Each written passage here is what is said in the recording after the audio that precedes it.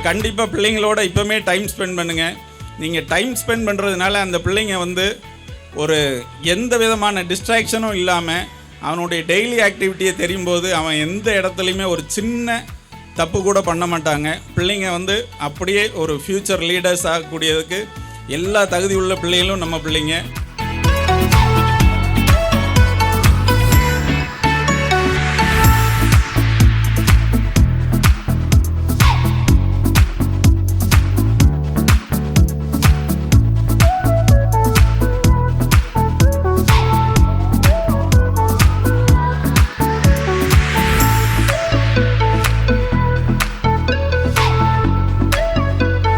எதை நோக்கி நாம் செல்ல வேண்டும்.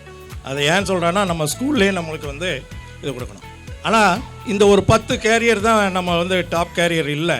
அனலைஸ் பண்ணால் மோர் தென் 250 டாப் கேரியர்ஸ். அந்த கேரியரில் நம்ம கேரியரில் ஃப்ளரிஷ் ஆகி ஹாப்பியாக நம்ம வந்து லைஃப்பை லீட் பண்ணக்கூடிய இது இருக்குது.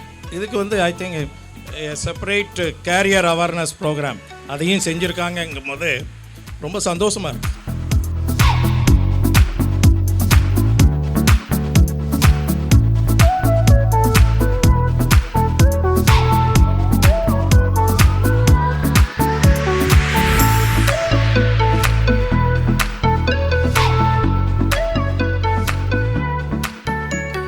MBBS ஜாயின் பண்ணப்போ பார்த்தீங்கன்னா malnutrition was a big issue.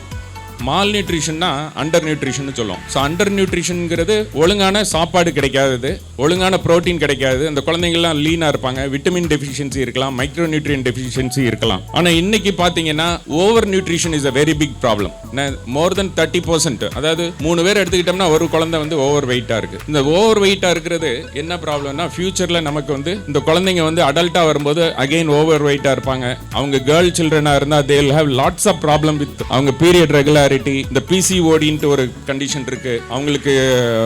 அதே மாதிரி ஆண்களை எடுத்துக்கிட்டோன்னா பிபி வரலாம், குயிக்கா பிளட் பிரஷர் வரலாம், ஹார்ட் அட்டாக் ஏர்லியரா வரலாம். இந்த ஹெல்த் இஷ்யூஸ் எல்லாமே because of early obesity and nutritional problem. இதை எப்படி சால்வ் பண்றது? முத்தமிழ் ஸ்கூல் மாதிரி நல்ல அருமையாக உள்ள ஸ்கூல், ஸ்போர்ட்ஸ்க்கு இம்பார்ட்டன்ஸ் கொடுக்குற ஸ்கூல் உண்மையிலே இருந்ததுன்னா நல்லது. ஏன்னா every one have to spend some time for நம்ம physical activity. So I wish every one to have a healthy life and better studies in future.